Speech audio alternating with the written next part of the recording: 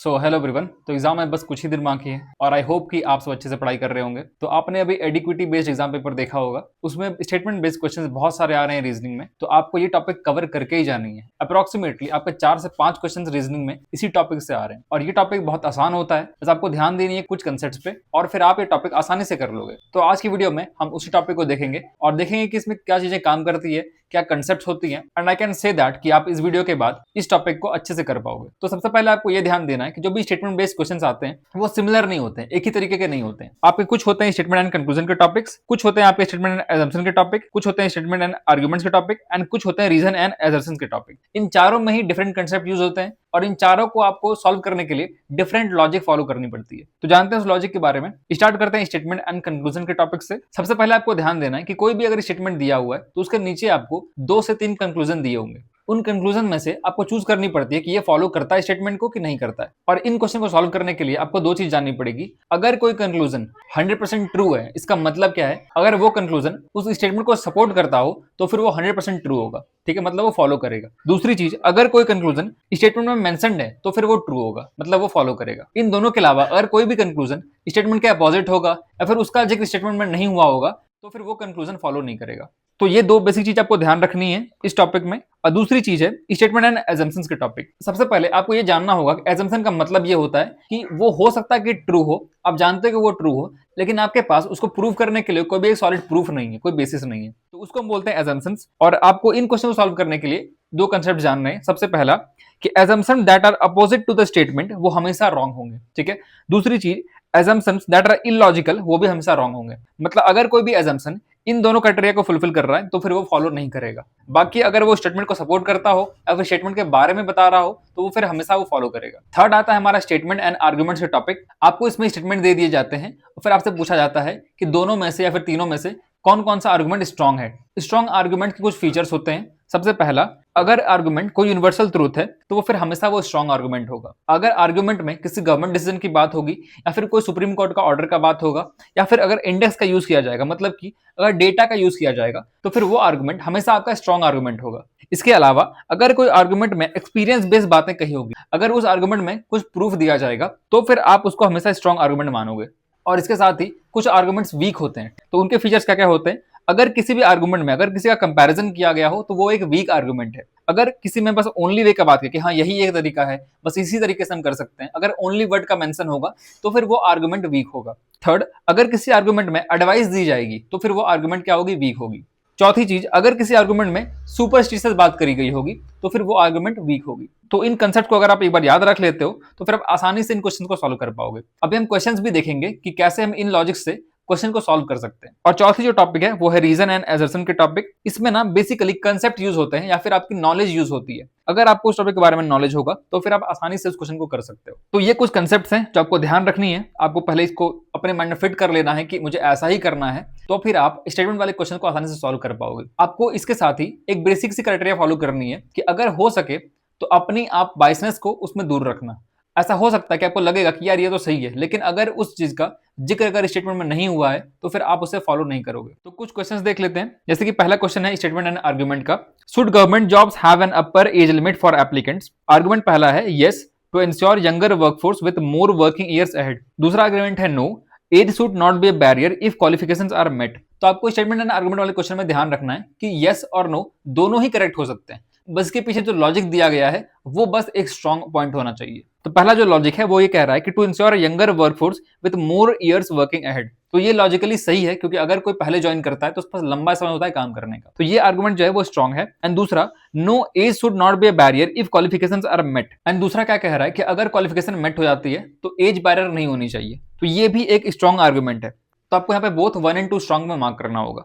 Next question है should subsidies on LPG be discontinued for wealthy households? पहला argument है yes, it will save government funds for the needy. पहला argument बिल्कुल सही है कि चलो ठीक है, अगर पैसा बचेगा तो वो नीडी पर्पस के लिए यूज हो जाएगा। दूसरा है no subsidies should be given to everyone equally. तो दूसरा आर्गुमेंट उतना स्ट्रांग नहीं है और पहला आर्गुमेंट ही स्ट्रांग है, तो आपको ओनली 1 इज स्ट्रांग पे मार्क करना है।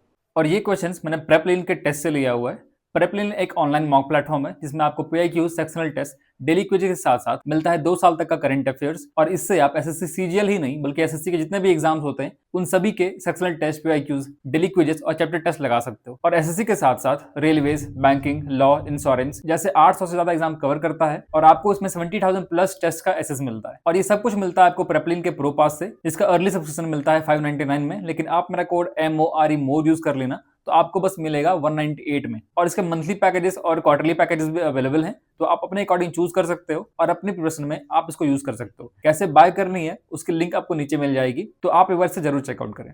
थर्ड क्वेश्चन पे आते हैं, should tourism be promoted in eco sensitive areas? पहला आर्गुमेंट है it boost local economy and employment. पहला आर्गुमेंट मेरे को सही लग रहा है। दूसरा है it can damage the environment and biodiversity. दूसरा आर्गुमेंट भी स्ट्रॉन्ग है। दोनों आर्गुमेंट में कही गई बातें बिल्कुल सही है, तो आपको यहाँ पे बोथ आर स्ट्रॉन्ग पे क्लिक करना है। The government announced free COVID-19 vaccination for all citizens above the age of 18 to tackle the pandemic effectively. यहाँ पे कंक्लूजन का टॉपिक दिया हुआ है। अभी तक हम आर्गुमेंट का टॉपिक कर रहे थे, अब कंक्लूजन देख लेते हैं।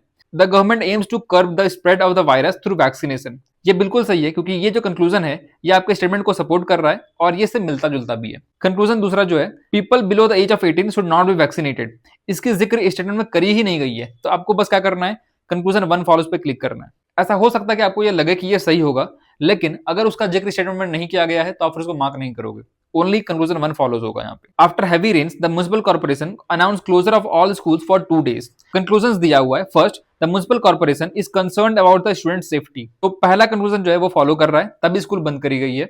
दूसरा जो है all offices in the area will also remain closed, offices का जिक्र यहाँ पे स्टेटमेंट में है ही नहीं, तो क्या करोगे आप, ओनली कंक्लूजन 1 फॉलोज करोगे।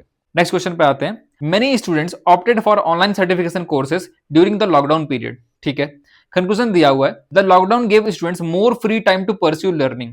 ऐसा बताया ही नहीं गया कि टाइम ज्यादा मिला है कि नहीं मिला है। ठीक है, तो पहला कंक्लूजन आपका रॉन्ग होगा। सेकंड है online education platforms gained popularity during the lockdown. ये बिल्कुल सही बात है, लेकिन यहाँ पे जिक्र नहीं हुआ है, तो फिर आप क्या करोगे, नाइदर 1 नाइदर 2 फॉलोज करोगे। आपको ऐसा कंफ्यूजन होगा कि यार ये तो बिल्कुल सही बात है, लेकिन अगर स्टेटमेंट दिया ही नहीं गया इसके बारे में तो फिर आप उसको फॉलो तो नहीं करोगे। ठीक है, तो इस क्वेश्चन में नाइदर 1 नाइदर 2 फॉलोज होगा। नेक्स्ट क्वेश्चन पे आते हैं, the traffic police launched a new campaign urging people to wear helmets while riding 2 wheelers. पहला कंक्लूजन दिया हुआ है wearing helmets can reduce injuries during accidents। अब बताओ क्या इंजरीज के बारे में कुछ भी इंफॉर्मेशन यहाँ पे दिया हुआ है, नहीं दिया हुआ है, तो फिर आपका ये फॉलो नहीं करेगा। सेकंड में आओ, many riders do not wear helmets, इसका भी जिक्र स्टेटमेंट में नहीं हुआ है, तो दोनों ही फॉलो नहीं करेगा, neither 1 neither 2 follows। ठीक है, नेक्स्ट क्वेश्चन पे आते हैं, India's GDP growth slowed to 5% in the first quarter of the fiscal year attributed mainly to weak consumer demand and a decline in the private investment। मतलब India का जो GDP growth है वो 2 कारण से स्लो हुआ। पहला क्या है, वीक कंज्यूमर डिमांड, एंड दूसरा है a decline in the private investment. Conclusion पहला दिया हुआ है, consumer demand has a strong influence on the countries GDP growth. आपने अभी स्टेटमेंट में देखा जो जीडीपी ग्रोथ है वो 2 कारण से नीचे गई है, पहला है वीक कंज्यूमर डिमांड एंड दूसरा प्राइवेट इन्वेस्टमेंट। तो पहला कंक्लूजन फॉलो कर रहा है क्योंकि इसके वजह से ही जीडीपी नीचे गई है। दूसरा है private investment is a major contributor to India's economic slowdown, तो प्राइवेट इन्वेस्टमेंट भी कहीं उतना ही बड़ा रोल है जितना कंज्यूमर डिमांड का है। तो दोनों ही कारण से जीडीपी नीचे आई है, इस वजह से बोथ 1 and 2 फॉलोज होगा। नेक्स्ट क्वेश्चन पे आते हैं, पहला स्टेटमेंट है should plastic bags be banned completely. पहला आर्गुमेंट है yes they harm the environment and marine life. ठीक है, पहला आर्गुमेंट आपका स्ट्रॉन्ग है क्योंकि वो लॉजिकली बात कर रहा है। दूसरा आर्गुमेंट है they are convenient and cheap for packaging, तो इसका जिक्र देखो यहाँ पे स्टेटमेंट में किया नहीं गया है और आर्गुमेंट स्ट्रॉन्ग नहीं है क्योंकि ऐसा नहीं है कि बस वही एक तरीका है जिससे आप पैकेजिंग कर पाओगे, और भी बहुत सारे कन्वीनियंट वे हैं और भी बहुत सारे चीपर वे हैं। ठीक है, तो पहला जो आर्गुमेंट है बस वही स्ट्रॉन्ग है, दूसरा स्ट्रॉन्ग नहीं है, तो ओनली आर्गुमेंट 1 स्ट्रॉन्ग पे आप क्लिक करोगे। नेक्स्ट क्वेश्चन पे आते हैं, should private tuition be banned. Argument है yes it creates inequality in education, and दूसरा आर्गुमेंट है it helps weaker students cope better. पहली बात वो इनइक्वालिटी नहीं करता है, ये फॉलो नहीं होगा। दूसरा स्टेटमेंट है it helps weaker student to cope better, तो दूसरा जो आर्गुमेंट है वो स्ट्रॉन्ग है, पहला वाला उतना स्ट्रॉन्ग आर्गुमेंट नहीं है, तो आपका इसमें क्या होगा, ओनली आर्गुमेंट 2 स्ट्रॉन्ग, ये फॉलो होगा। तो क्वेश्चन खत्म हो गए। ठीक है, तो ये कुछ क्वेश्चंस थे जो कि मुझे लगे कि आपसे करा देनी चाहिए, और ये कुछ लॉजिक्स थे जो मैंने आपको बता दिए, बस इसके पीछे ये लॉजिक काम करती है। आप अगर इतना सा बेसिक चीज भी अगर दिमाग में रखते हो तो इन सारे क्वेश्चंस को आप आसानी से कर पाओगे। बाकी इन टॉपिक्स की क्वेश्चंस की पीडीएफ मैंने टेलीग्राम पे पहले ही अपलोड कर दी है, तो अगर आपने प्रैक्टिस नहीं किया है तो वहां से आप कर सकते हो। इन टॉपिक्स में बस आपको प्रैक्टिस की ही नीड होती है, आप जितना ज्यादा प्रैक्टिस करोगे उतना आप लॉजिकली इसको सॉल्व कर पाओगे। तो thank you so much for watching this video. Next video जो होगा वो हम इस पे बनाएंगे कि आपको इन बचे हुए दिनों में क्या चीज इंक्लूड करनी है अपनी पढ़ाई में, क्या चीज एक्सक्लूड करनी है। एग्जाम का जो पैटर्न है वो बहुत ज्यादा शिफ्ट हुआ है अभी, आपको अपने प्लान को उसी अकॉर्डिंग चेंज करना पड़ेगा। नेक्स्ट वीडियो का वेट कर लेना, तब तक के लिए थैंक यू एंड बाय।